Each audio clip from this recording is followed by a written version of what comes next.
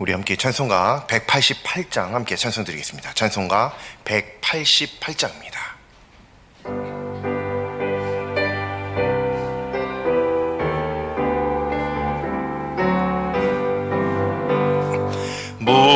무한하신 주 성령, 우리 어두운 성품에 생명빛을 주소서. 보혜 사시오, 우리 죄를 씻으사 피곤한 자 힘주며 잃은 양 찾으소서. 보혜 사시오, 우리 마음의 평안을 이슬같이 내리사 열매 맺게 하소서. 보혜 사시오, 우리들의 연약함 단식하며 도우사 우리 위해 비소서. 보혜 사시오, 예수 말씀 따라서 아버지라 부름을 밝히 가르치소서. 보혜 사시오, 영생하는 인친표 기업 얻을 증거니 전국 인도하소서. 보혜 사시오. 아멘. 계속해서 184장 찬송 드리겠습니다.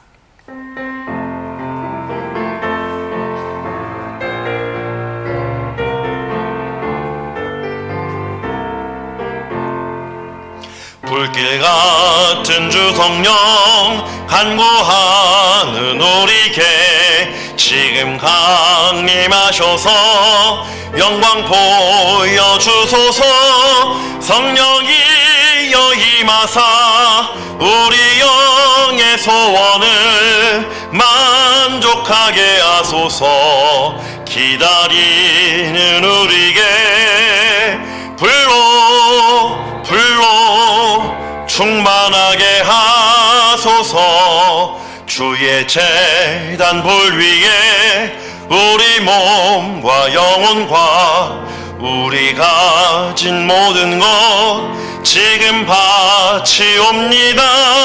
성령이 여임하사 우리 영의 소원을 만족하게 하소서. 기다리는 우리에게 불로 충만하게 하소서.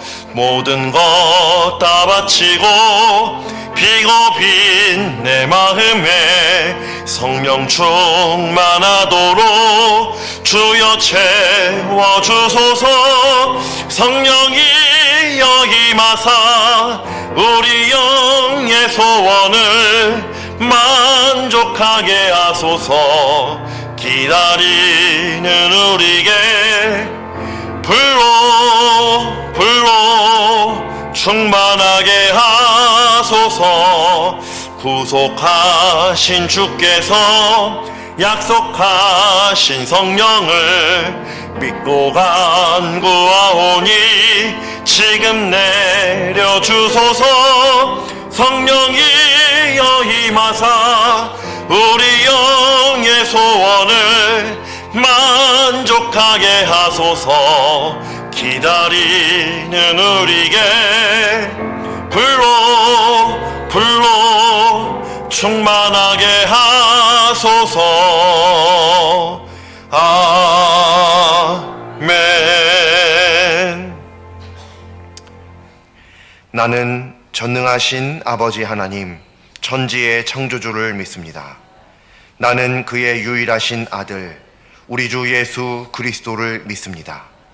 그는 성령으로 잉태되어 동정녀 마리아에게서 나시고 본디오 빌라도에게 고난을 받아 십자가에 못 박혀 죽으시고 장사된 지 사흘 만에 죽은 자 가운데서 다시 살아나셨으며 하늘에 오르시어 전능하신 아버지 하나님 우편에 앉아 계시다가 거기로부터 살아있는 자와 죽은 자를 심판하러 오십니다. 나는 성령을 믿으며 거룩한 공교회와 성도의 교제와 죄를 용서받는 것과 몸의 부활과 영생을 믿습니다. 아멘. 찬송가 406장 함께 찬송드리겠습니다. 찬송가 406장 함께 찬송드립니다.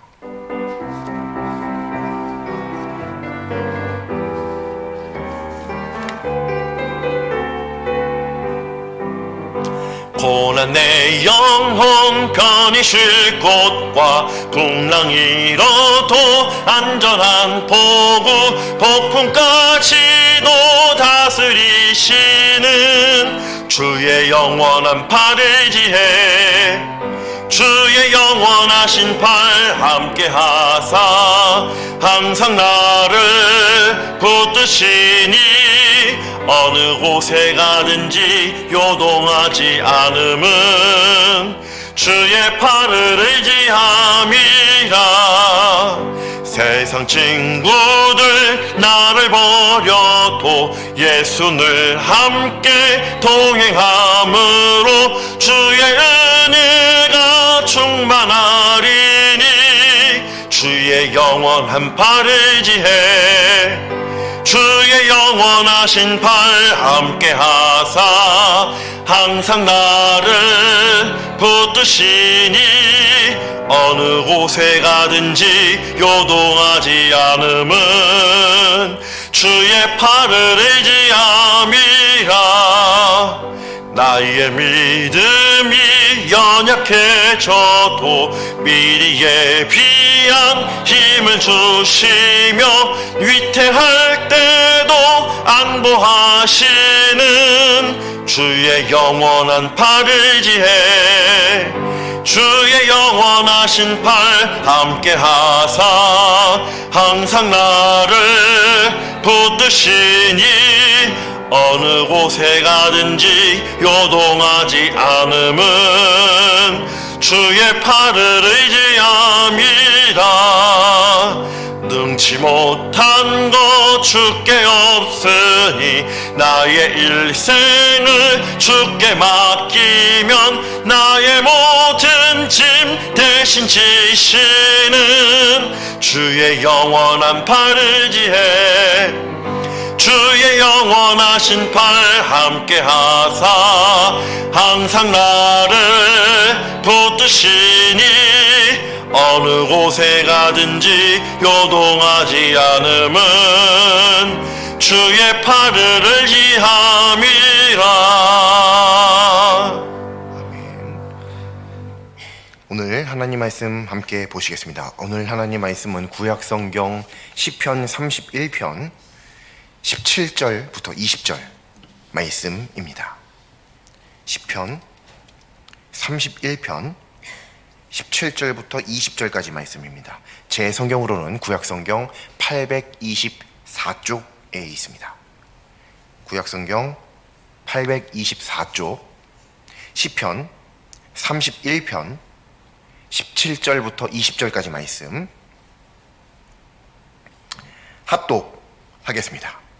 여호와여, 내가 주를 불러싸오니 나를 부끄럽게 하지 마시고 악인들을 부끄럽게 하사 스올에서 잠잠하게 하소서.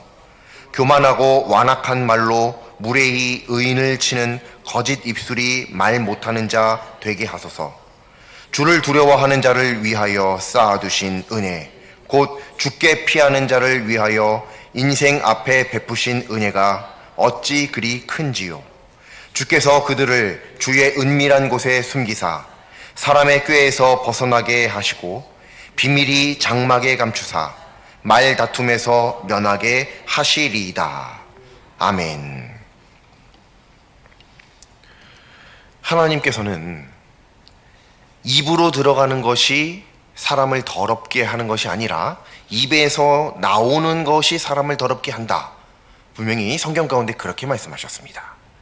입에서 나오는 거, 근데 사실 별게 없죠. 이 말씀은 우리가 잘 알고 있듯이 말과 관련된 말씀입니다. 우리의 언어 생활, 그것이 사람을 더럽게도 한다라고 하는 것이죠. 즉, 이 말이라고 하는 것은 사람을 더럽게도 하지만 사람을 깨끗하게도 할 수 있는 그런 힘을 지니고 있습니다. 그러므로 모든 하나님의 자녀는 하나님께서 주신 이 입, 이 입술, 이 혀를 하나님께 영광 돌리고 또 우리 주변에 하나님께서 주신 평강을 전파하는, 전달하는 데에 귀하게 사용해야 할 줄로 믿습니다. 그래서 오늘 하나님의 말씀은 이 입술을 어떻게 하면 잘 사용할 수 있는가, 어떻게 사용하는 것이 하나님께서 원하시는 사용법인가, 소위 우리들이 어떤 물건을 사면 설명서가 들어있듯 우리 입술에 대한 설명서에 대해 해당하는 말씀입니다. 그래서 오늘 하나님의 말씀을 통해서 바로 하나님께서 원하시는 그 사용법을, 입술에 대한 사용법을 발견하는 우리가 되기를 간절히 소망합니다. 17절 말씀에서 다윗은 하나님께서 다윗을 부끄럽게 마시고 악인들을 부끄럽게 해주시기를 구하고 있습니다.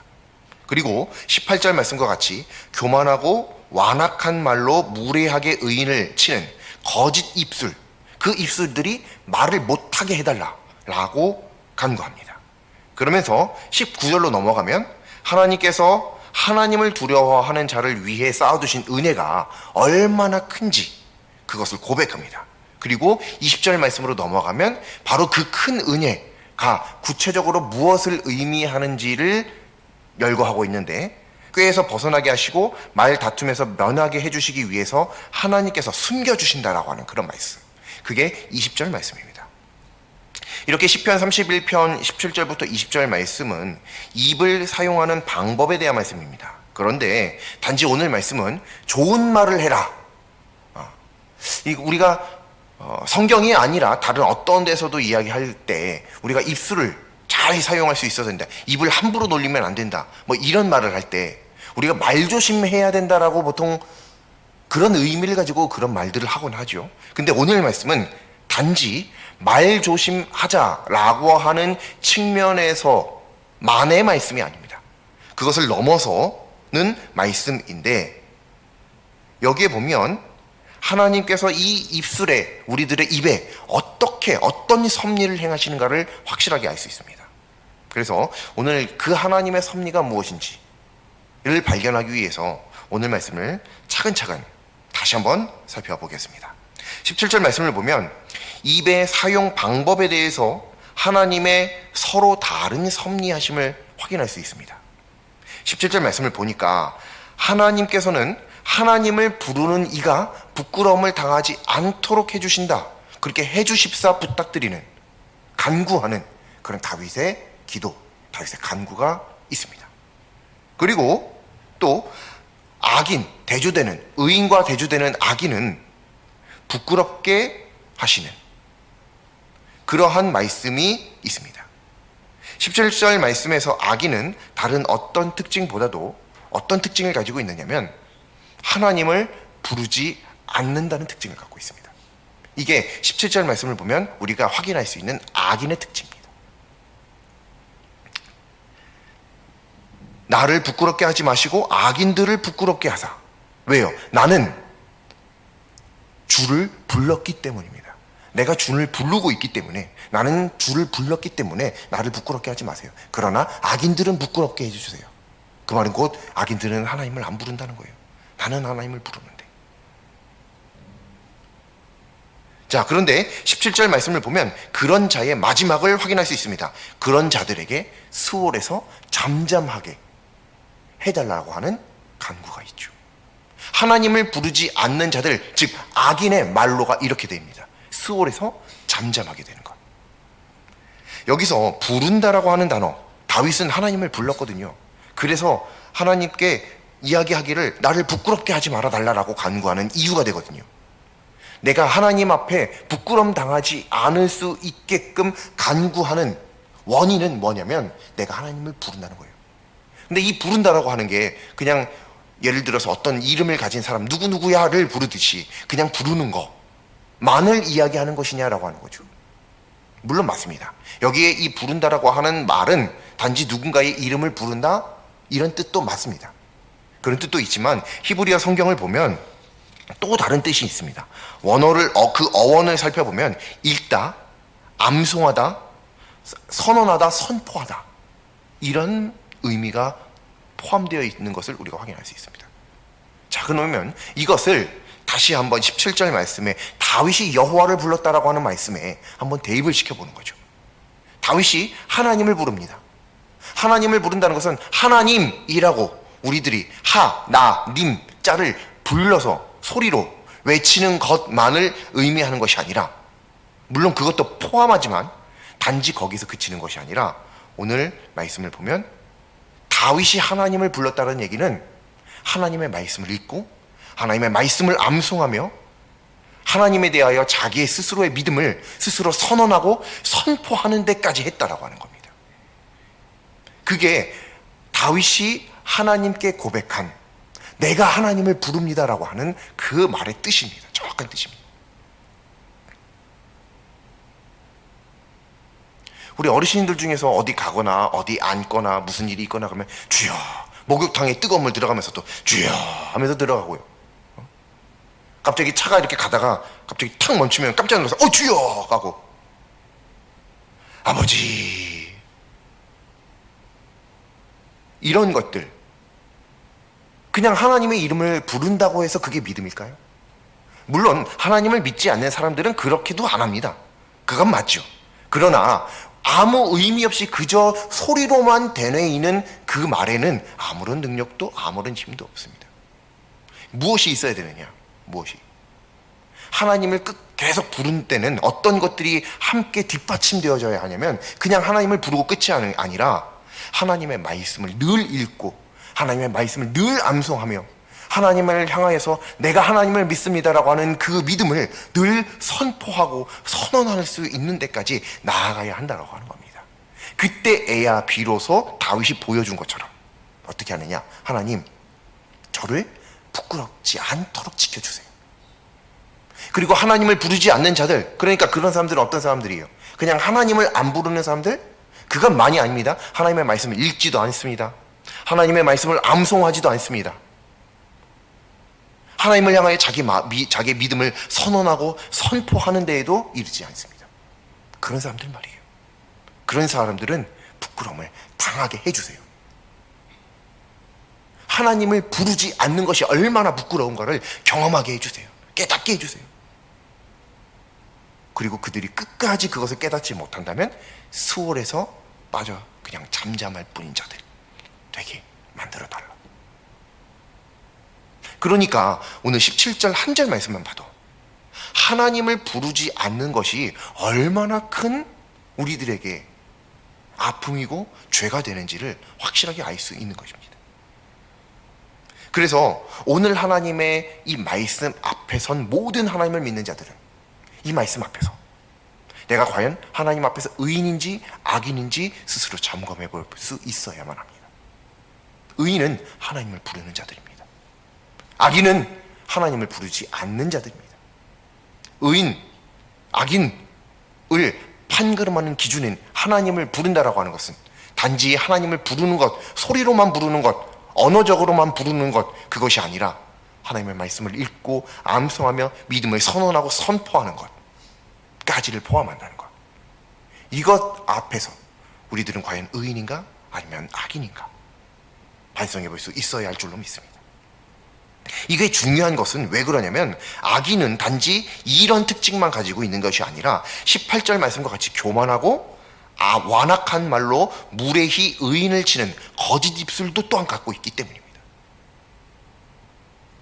하나님을 부르지 않는 것으로 끝나지 않아요. 자기 주변의 수많은 사람들과의 관계 속에서 어떠한 피해를 끼치는데 바로 이런 것입니다. 거짓 입술, 완악하고 무례한 말로 그들을 상처 입히는 그런 특징을 가지고 있다는 거죠. 하나님만 안 부르는 게 아니에요. 하나님만 안 부르고 끝나면 그래도 또 다른 사람들에게 피해 끼치는 건 없죠. 그러나 오늘 말씀을 보니까 그렇지 않아요. 18절 말씀에 보니까 하나님을 부르지 않는 자들은 반드시 이런 결과가 있대요. 이걸 거꾸로 말하면 어떻게 되냐면 18절 말씀에 해당하면 혹시 내가 17절 말씀에 나와 있는 악인과 같은 지금 영적인 상태가 되어 있지 않은가를 반성해 볼 수 있게끔 한다고 하는 거죠. 그럼 18절 말씀이 뭐예요? 완악한 말로, 교만한 말로 주변의 사람들을 상처 입히는 사람들, 무례하게 의인을 쳐서 거짓 입술로 말이죠.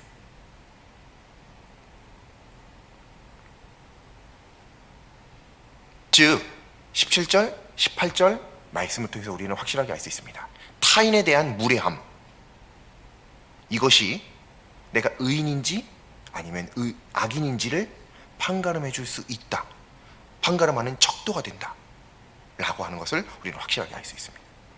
일반적으로 무례하다라고 하면요, 아랫사람이 윗사람에게 어떤 예의 없는 것을 생각하곤 또 떠올리곤 합니다. 하지만 이 무례하다는 것은요, 그냥 단지 예의가 없다는 것을 뜻하는 뿐입니다.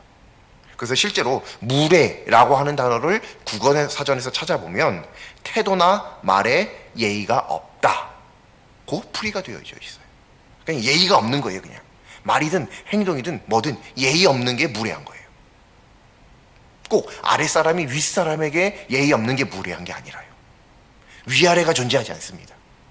바꿔 말하면 이것은 무례하다라고 하는 것은 무엇이냐면 아랫사람이 윗사람에게 예의를 다하지 않는 것도 무례한 것이지만 반대로 또 윗사람이 아랫사람에게 마땅히 지켜야 할 선을 지키지 않는 것도 무례한 거예요.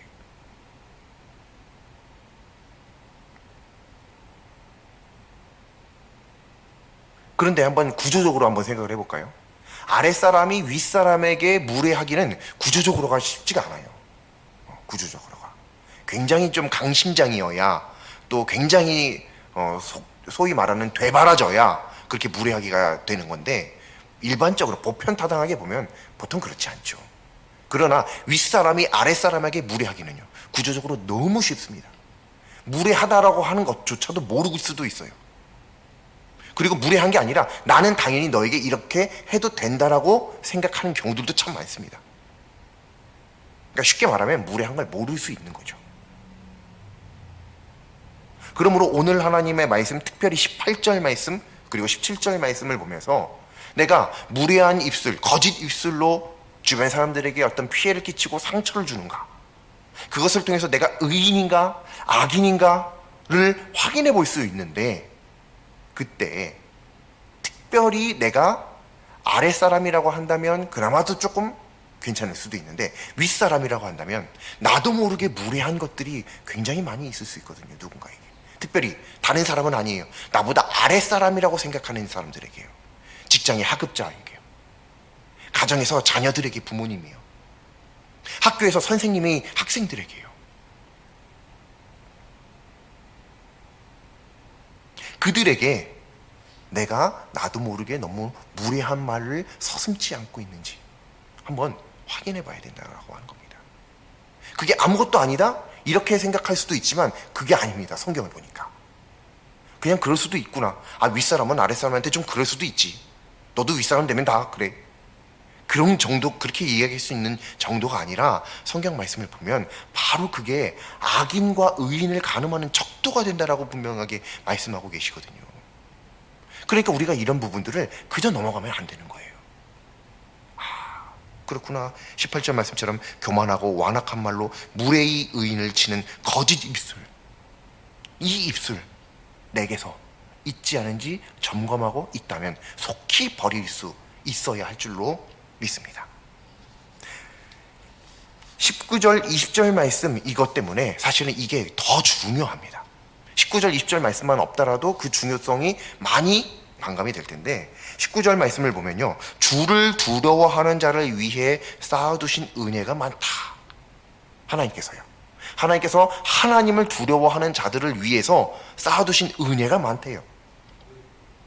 이는 곧 하나님께서 죽게 피하는 자를 위해 그 인생에 베풀어 주신 은혜가 크다. 근데 이 말씀에 묘미가 있습니다. 앞에는 주께서 베풀어 주시기 위해서 준비해 두신 복이 많다라고 하는 말씀이 나오거든요. 근데 그 문장의 끝에 가면 또 뭐라고 나오냐면 주께 피하는 자를 위해 인생에 베풀어 주신 은혜가 많다, 이렇게 나와요. 뭐냐면 앞에 부분에는 이미 아직 안 주신 복이에요. 안 주신 복이라고 생각을 했는데 뒷부분에 가면 이미 베푸신 은혜예요. 이게 이 말씀의 묘미입니다. 그러니까 그냥 이 앞부분의 말씀만 딱 읽고 나서 주를 두려워하는 자를 위하여 쌓아두신 은혜, 아직 주시지 않은 거예요. 주를 두려워하는 자들, 하나님 잘 믿는 하나님의 자녀들에게 주기 위해서 이렇게 준비를 해놓은 거예요. 하나님께서 은혜를. 그래서 아직 안 주셨구나. 하나님 앞에, 하나님 잘 믿고 믿음으로 하나님 앞에 영광 돌리고 주변 사람들과 화평한 관계를 이루고 살아가다 보면 하나님께서 이 쌓아두신 복을 언젠가 나에게 막 주시겠구나 라고 생각했는데, 그 뒷부분의 말씀으로 넘어가면 뭐라고 나오냐면 20절 말씀으로 넘어가지도 않아요. 그냥 19절 말씀 그 안에서 어떤 말씀이 나오냐면 이미 하나님께서 인생 앞에 이미 베푸셔 주신 거예요. 끝났어요. 이렇게 말도 안 되는 표현이 한 문장 안에, 한 절 안에 포함이 되어 있습니다.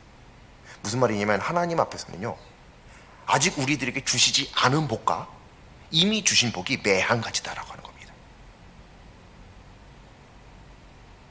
이걸 조금 바꿔 말해볼까요? 이건 하나님 입장에서죠. 우리 입장에서는요, 아직 받지 못한 복도 이미 받은 복처럼 기도할 수 있다는 겁니다. 이미 감사할 수 있다고 하는 거예요. 이미 받은 것으로. 하나님의 언약이 선포되어 있는 그것은 이미 받은 줄로 믿는 거예요. 성경에 그런 비슷한 말씀 혹시 기억나시죠? 구하는 거 이미 받은 줄로 믿고 구해야 된다는 거예요. 바로 이겁니다. 이게 사실은 시편 말씀에도 똑같이 또 나와 있는 거예요. 거기에 나와 있는 게 아니고. 이것 때문입니다. 이것 때문에 17절, 18절 말씀이 매우 중요한 거예요. 그러면 20절 말씀으로 넘어가 볼까요? 20절 말씀은 구체적으로 그 은혜가 뭔지를 이제 확인할 수 있게끔 말씀을 허락해 주시는데, 사람의 꾀에서 벗어나게 하시고 또 비밀히 장막에 감추사 말다툼에서 면하게, 말다툼에 빠지지 않도록 도와주시는 거죠.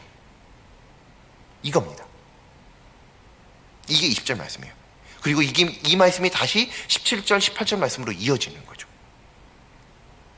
즉 19절 말씀과 같이 주를 두려워하는 자, 그리고 주께 피하는 자에게 20절 말씀처럼 하나님께서 은밀한 곳에 숨기사 사람의 꾀에서 벗어나게 하시고 비밀이 장막에 감추사 말다툼에서 면하게 해주시는 것, 이것은 다시 17절 말씀으로 돌아갑니다. 17절 말씀과 같이 악인을 수월에서 하나님께서 잠잠하게 하시는 것, 그것이며, 또 18절 말씀과 같이 교만하고 완악한 말로 무례하게 의인을 치는 그 거짓 입술이 말 못하게 하는 하나님의 능력 되는 것입니다. 이것을 짧게 정리해 보자면 시편 31편 17절부터 20절까지 말씀은 하나님께서 하나님을 부르짖는, 하나님을 부르는, 하나님을 찾는 의인을 도우시고 이 무례한 말을 서슴지 않는 악인을 잠잠하게 만들어 버리신다라고 하는 그런 말씀입니다. 오늘 하나님의 말씀을 깊이 보면 이렇게 무례한 말이 단지 예의 없는 말, 어떤 도덕적인, 윤리적인 차원에서의 예의 없는 말뿐이 아니다라고 하는 것, 그것만이 아니다, 그게 전부가 아니다라고 하는 사실을 알 수 있습니다. 혹 하나님을 부르지 않는데 기인할 수 있다라고 하는 것, 그것을 우리는 잊지 않아야만 하는 것입니다. 그러므로 모두 오늘 하나님의 말씀을 믿음으로 받아 하나님의 말씀을 읽고 암송하고 스스로의 믿음을 하나님 앞에 선언하고 선포하는 그런 믿음의 삶을 살아갈 수 있기를 간절히 소망합니다. 또한 이 믿음의 삶 안에 살면서 또 살며시 침투하는 어떤 이 무례한 말을 영적인 민감함으로 경계하는 믿음의 삶을 살기를 간절히 소망합니다. 오늘 하나님의 말씀에 순종할 때 하나님께서 쌓아두시고 베푸신 큰 은혜를 풍성하게 누리는 그런 하나님의 자녀가 될 줄로 믿습니다. 17절, 18절 말씀은 19절, 20절 말씀의 결론을 내주는 원인이 되는 말씀입니다. 우리들의 믿음을 오늘 하나님의 말씀에 비추어서 내가 과연 하나님 앞에 의인인지 악인인지를 스스로 점검해 보아 하나님 앞에 의인으로서 인침받기를, 그리고 그러한 삶으로 하나님 앞에 영광 돌릴 수 있기를 간절히 소망합니다. 중요한 것, 하나님을 부르는 것입니다. 우리를 의인 만들어준 것, 무례한 말을 하지 않는 것입니다. 하나님을 부르짖는다, 하나님을 부른다라고 하는 것, 말씀을 읽고 암송하고 자기의 믿음을 하나님 앞에 선언하고 선포하는 것, 우리의 이런 믿음의 삶이 늘 끊이지 않기를 간절히 소망합니다. 기도드리겠습니다. 하나님의 자녀를 위하여 복을 쌓아두시는 하나님, 하나님께서 허락하시는 크신 복 받기를 소망합니다. 하나님을 부르는 믿음을 허락하여 주시사 무례한 말을 경계하는 민감한 믿음 안에 거하게 하여 주옵소서. 늘 하나님의 말씀을 읽고 암송하며 하나님께 믿음을 선언하고 선포하는 참 믿음을 간절히 구합니다. 예수님의 이름으로 기도드립니다. 아멘. 찬송가 559장 함께 찬송드리겠습니다. 559장입니다.